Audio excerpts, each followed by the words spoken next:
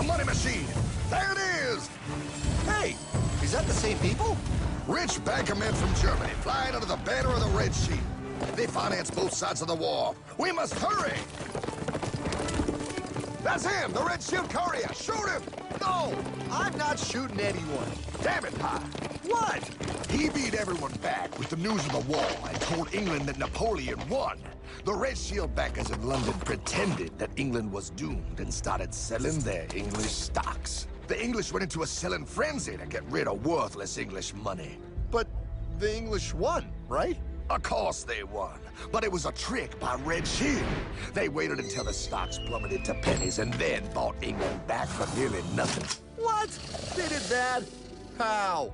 When the English leaders found out, they had no choice but to give themselves over to the Red Shield. Their money was gone, and they were slaves to the Red Shield war debt. Since that time, the English have been paying their national taxes directly to the Red Shield private bankers. The people have no idea. But the bankers bragged about what they did to us, laughing at us all the way to the bank. Why, it's the best business I've ever done. If I can control a nation's wealth, I cannot who makes its laws. Oh, is this what Jefferson wanted to show me? No, Pyle. Look. They're in America, too? The Red Shield banks are here, Pyle. Seeking a way to conquer our American dream. The dream you have, Pyle. The dream of free men. They tried to take over our country many times and failed because Jefferson and the Patriots vowed to stop the evil tyrants at all costs. By authority of eternal God, he would not let the bankers win here. To preserve our independence, we must not let our rulers load us with perpetual debt. We must make our choice between economy and liberty or profusion and servitude.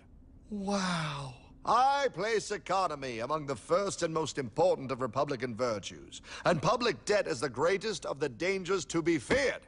It is incumbent on every generation to pay its own debts as it goes. We must have a central bank to secure this country's finances. If the American people ever allow private banks to control the issue of their money, first by inflation and then by deflation, the banks and corporations that will grow up around them will deprive the people of their property until their children will wake up homeless on the very continent their fathers conquered.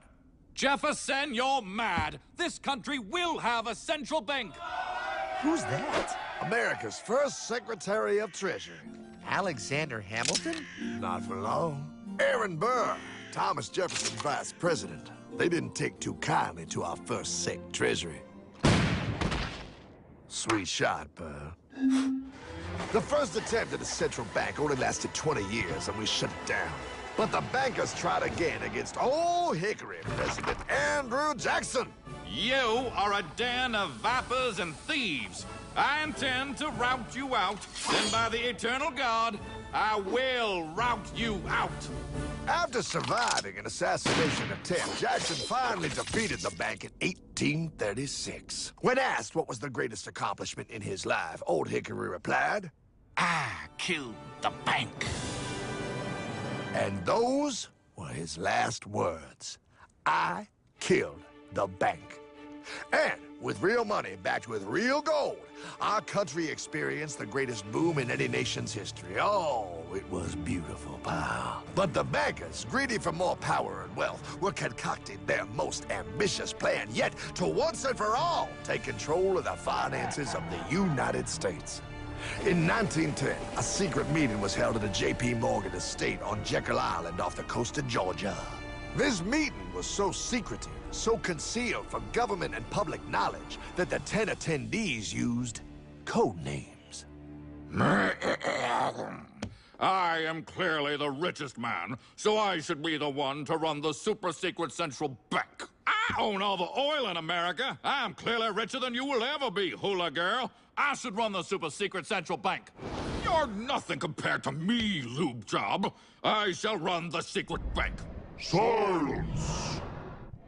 Supreme Master Leader, I didn't know you were gonna be here. I'm not. Neither are you, dumbass. Oh, yeah, right. He's so smart. None of you shall run the bank. We have failed in the past because of openness. This time, the key to success is secrecy. The people must believe that they run the bank. Yes, brilliant! A sneak attack. What's the plan? We first create panic, then we show them the solution. With our man in office and well-planned timing, we will have our central bank. And so the people think it is theirs. We shall christen it Federal. The Federal Reserve.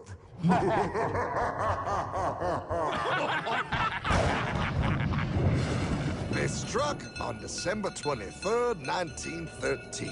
When most of our Congress were at home eating fruitcake, these bastards, I mean bankers, presented their treasonous act to their newly elected accomplice, Woodrow Wilson, who had fortuitously already agreed to sign it before he was even elected.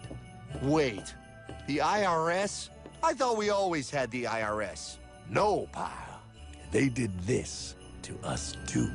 The Fed now has the exclusive power to print America's money.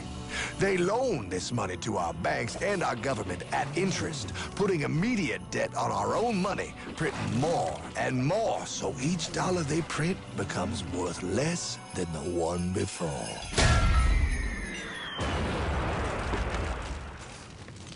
Merry Christmas.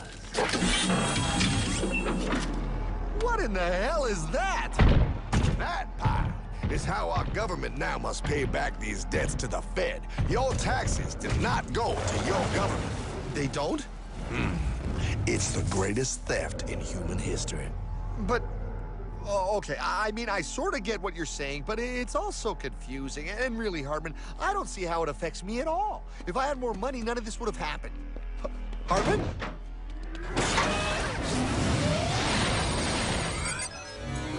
1955? Wow, what are we doing here? Oh, a little bit of shopping. Here, hold this. Gallon of gas, 23 cents. Postage stamp, 3 cents. Ounce of gold, $35. Hot baby, priceless. Best be getting back. Hey, Hartman! I need my car, man! Oh, was that Michael J? Yeah, he'll be fine. Now, pal, would you agree that you have the same exact things you had in 1955? Yeah, 1 stamp, 1 gallon of gas, 1 ounce of gold, and 1 home. Wow, we just made a lot of money. Hey! Gotta pay your taxes. Bet it's nice to have made all that money. Wait, that isn't fair. Now I actually have less money. I can't even go buy the things I just sold. The IRS and the Fed's inflation work together, pal. They aren't just taxing gain, they are taxing their inflation. You are no richer than you were in 1955. Now, does that sound fair or American to you?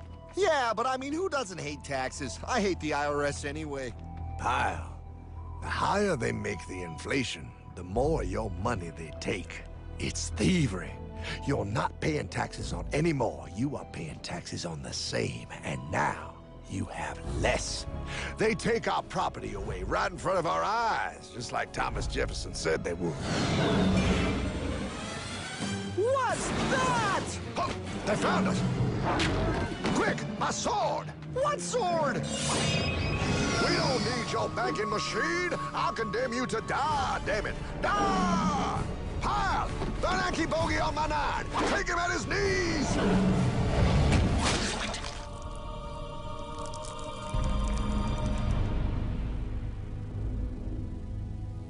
For we are opposed around the world by a monolithic and ruthless conspiracy that relies primarily on covert means for expanding its sphere of influence.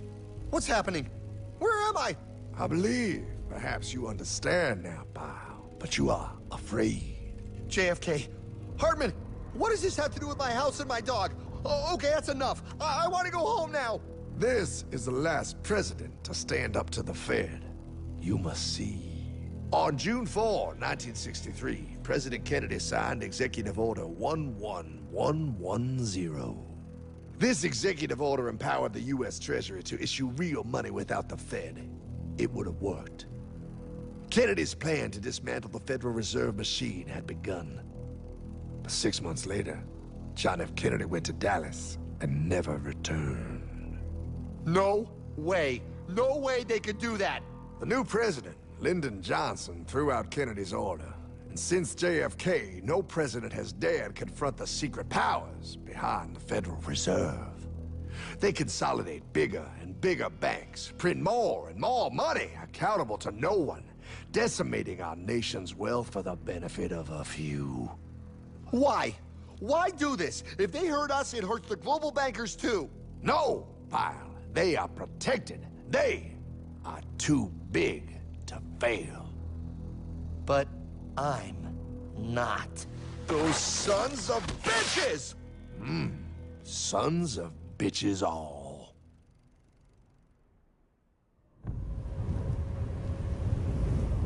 The day was cold.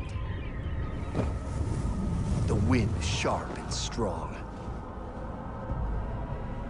But we were determined. The bankers and their parasites had us vastly outnumbered, but their hubris made them weak. Not like us. Not like this band of immortals we have assembled. We have come to take back our... Hardman? Is that? My dog. Oh, Then the inevitable. The Money Kings could ignore us no longer. They sent an emissary, a cog in their machine of greed to bring about our submission. Hank Paulson. Hardman, this is blasphemy. We own the corners of the earth. It is futile to challenge us. Oh, I've seen that look before. That of a predator taking in the scent of its prey. Bold, fearless, the look of a free man. You have come far, Hardman. Farther than most. Be smart now. Join us. We will bring you money, power, everything you want. You can be one of us, if you will kneel.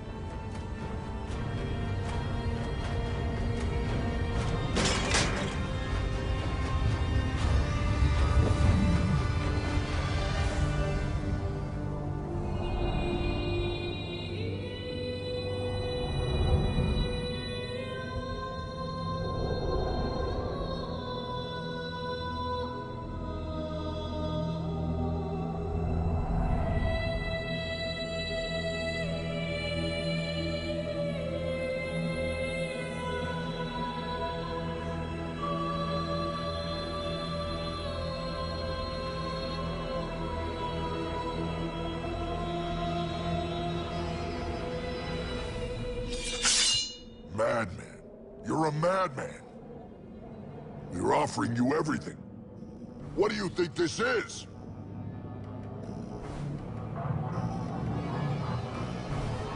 This is America!